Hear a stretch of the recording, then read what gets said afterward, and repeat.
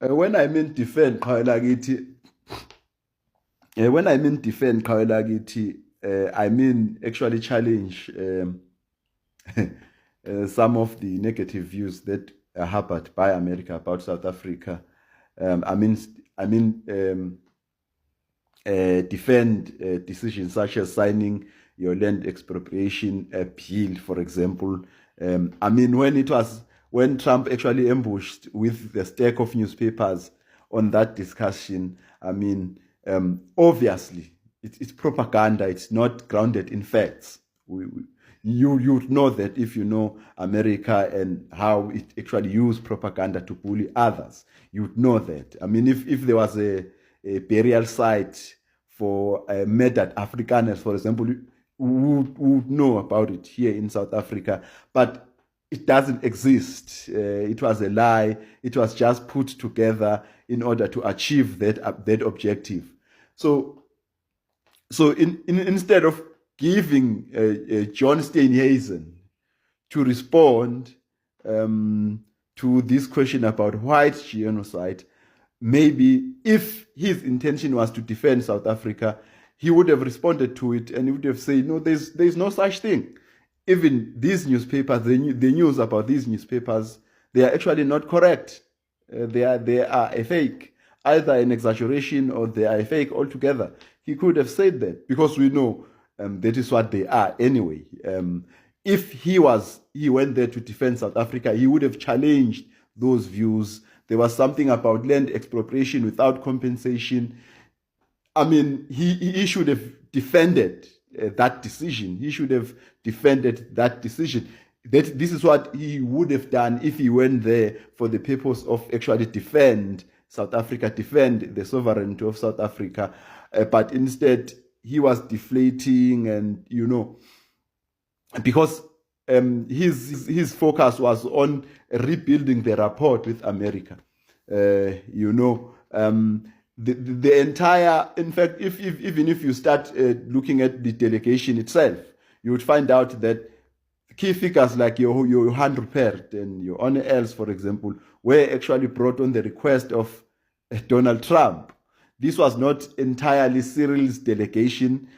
Some of the people that were there were actually on the request of the Donald Trump. And that is why the suspicions that this could have been, actually facilitated by white monopoly capital, in particular by Johan Rupert and Elon Musk, I don't think it is far-fetched at all. It did not go there to defend South Africa, which would have required to challenge Trump. And I think that discussion would have easily disintegrated into a tit for tat. If he wanted to do that, he would not have brought people like your DA, for example. You would have not brought people like your Johan Rupert or Johan Els. He would have brought people who were going to defend South Africa, but that is not what he did. I think there's no contradiction between me, in me saying he did not go there to defend South Africa and me saying he went there to amend the relations with the United States of America, because the two are not exactly mutually exclusive. Yes. I did say in my original video that, when you're dealing with Trump, you have to understand that you are dealing with somebody who is a lunatic with an inflated ego. You deal with him as if though you are dealing with a mafia. Unless if a country has a leverage, a president can't go there and challenge Trump, and risk tit for tat with him, because it's not going to end well. It's not going to end well, So Trump did not participate in that discussion from the position of weakness. From the position of strength. He participated from the position of weakness. Africa was presented as weak, a country with a lot of problems, lack capacity to deal with those problems.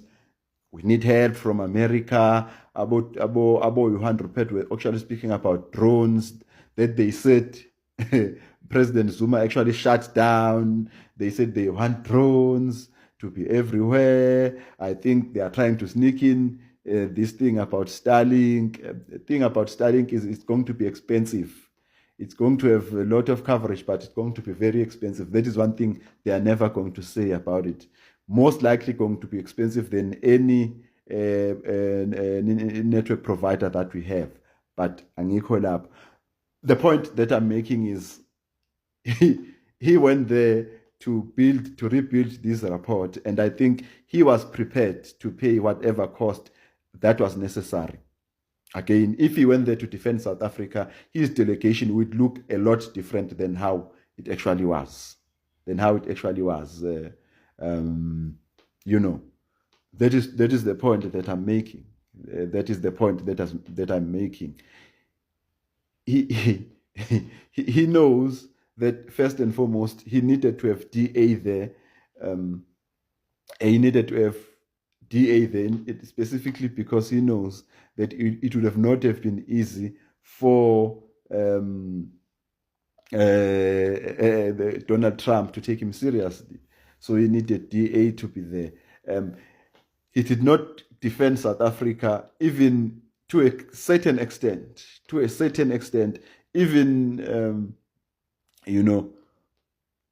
nobody, in my view, actually defended the integrity of South Africa there. In my view, nobody, in my view, among the people in that delegation who were actually strong on defending South Africa.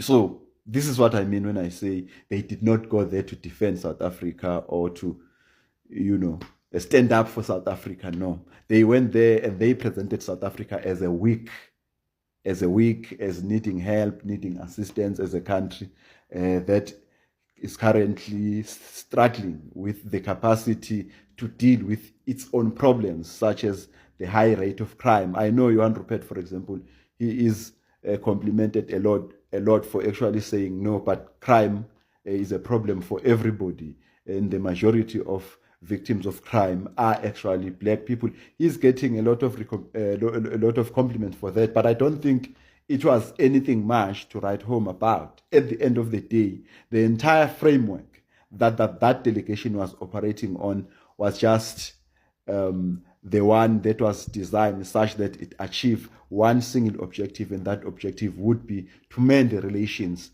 with America, even if it actually sold South Africa cheap or even free, like giving Trump a lot of minerals so that he would take South Africa seriously.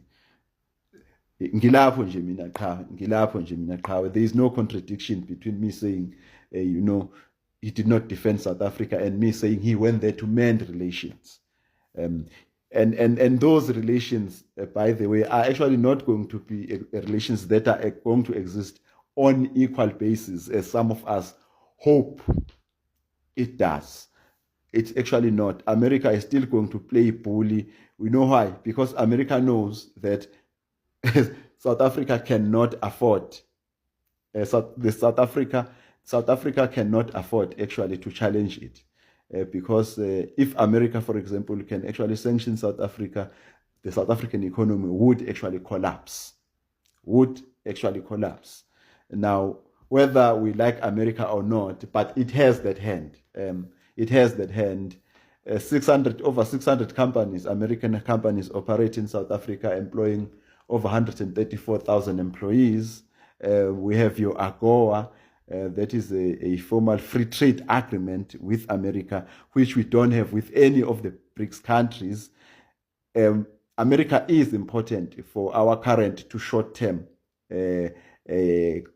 job creation goal. American economy is actually important.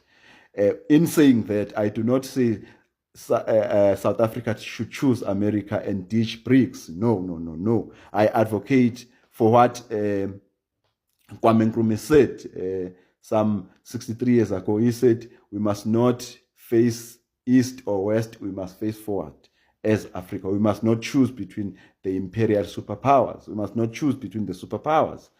We must just choose what is in our best interest. What is in our best interest is for us to have a relationship with America and for us to have a BRICS relationship, period. Because BRICS is good for our long-term economic and political objectives. But the immediate to short-term, America is very important. It will be intellectually dishonest for us to say otherwise just because we don't like America.